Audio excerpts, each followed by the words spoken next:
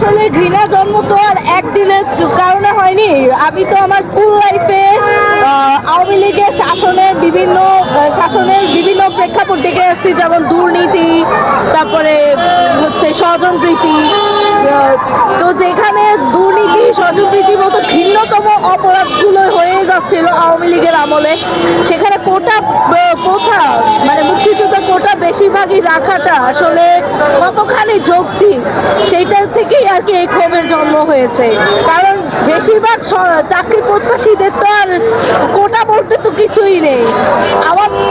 যেমন আমার কথাই ধরি, আমার হয়তো নারী কোটায় হয়ে যেত, কিন্তু আমি চাই না যে আমি এই নারী কোটার কারণে কোনো ভাই অনাহারে মরুক। ওকে, আর কিছু বলবেন?